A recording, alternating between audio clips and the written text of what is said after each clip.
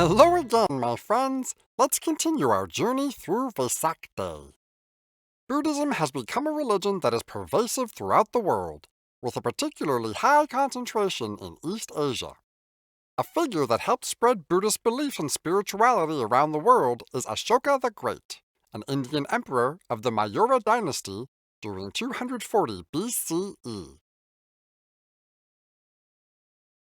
In his lifetime, Ashoka the Great constructed over 84,000 stupas, or temples, to house Buddha's relics in South and Central Asia. He sent his daughter and son to Sri Lanka and many other prominent Buddhist monks all over Asia to advocate Buddhism as well. These figures established thousands of Buddhist ashrams from Burma all the way to Turkey. An ashram, or hermitage, was a place where people could reside and practice spirituality.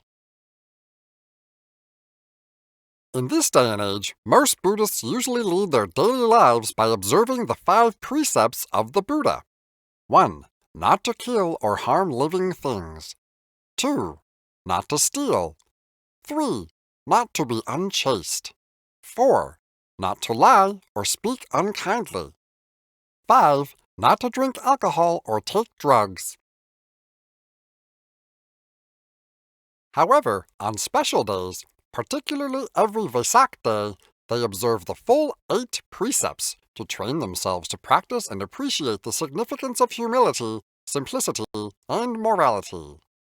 The last 3 precepts include 1. Not to eat at the wrong time, i.e. eating after sunrise but before noon. 2. Not to indulge in pleasures like singing, dancing, playing music, wearing perfume, or other decorative accessories. 3. Not to sit or sleep in high or luxurious places.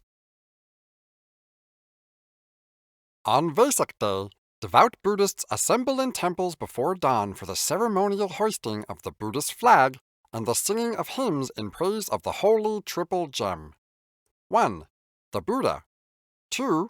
The Dharma, his teachings, and 3. The Sangha, his disciples. Devotees bring simple offerings of flowers, candles, and joss sticks to lay at the feet of the statue of Buddha, their teacher. These symbols remind followers that just as the beautiful flowers will wither away and candles will burn out, so too will life cease. Devotees are required to make a special effort to refrain from killing of any kind. For example, they are encouraged to simply eat vegetarian food for the day. In some countries, such as Sri Lanka, 2 days are set aside for the celebration of Vesak, and all slaughterhouses and liquor stores are closed under government instruction.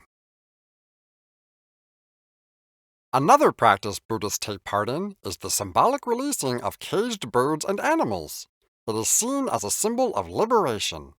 In some places, these animals are released by the thousands. It represents the release of those who are in captivity, imprisoned, or tortured against their will. That's great, Ben! All my feathered friends can finally join me as we conquer the skies! Calm down, Piero. Vesak Day is also about finding your inner peace.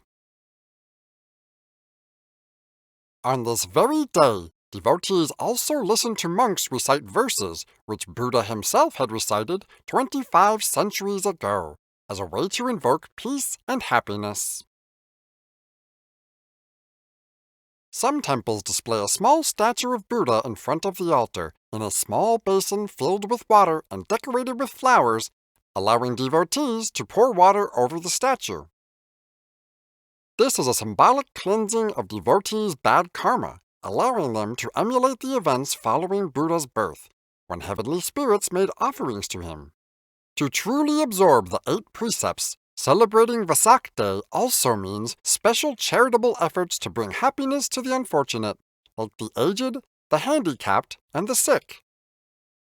To do so, Buddhists distribute gifts or volunteer at charitable homes. One last thing, Piero. Did you know many countries around the world have unique ways of celebrating Vesak Day? That's interesting, Ben. I had no idea about that. Are their celebrations as colorful as my feathers? Vesak Day in Sri Lanka is both a religious and cultural festival, during which the celebration lasts for about 1 week. During the week of the full moon, colorful lanterns called Vesak Kudu are hung along the streets and in front of homes. These lanterns signify the light of the Buddha.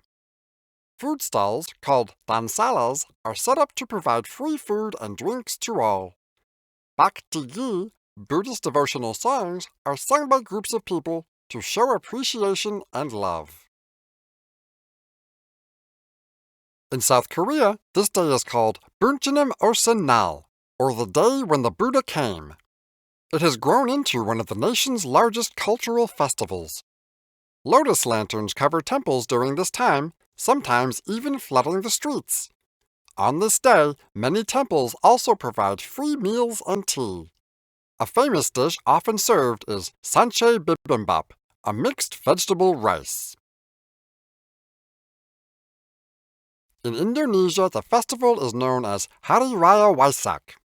At the Borobudur temple, thousands of Buddhist monks will join together to repeat mantras and meditate as they walk around the temple in a ritual called Pradaksina, celebrating the special day by bottling holy water, symbolizing humility, and transporting flames, symbolizing enlightenment. In Japan, the festival is known as Hanamatsuri.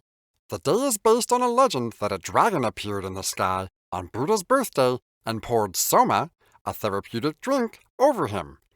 To emulate this, the Vesak celebrations include pouring amacha, a sweet tea, on statues of Buddha. Pierrot and all my little friends, that's all from me on Vesak Day. Hope you had a fun journey with me. Ben, thank you for sharing. I certainly feel more peaceful now. Ready for a good nap, actually. One question before I sleep. Do you feel enlightened now after a journey through the Vesak festival with the Serene Lotus? I definitely do. Now, please proceed to the quiz circle. I look forward to you joining me on our next exploration. Goodbye, au revoir, namaste, 再见.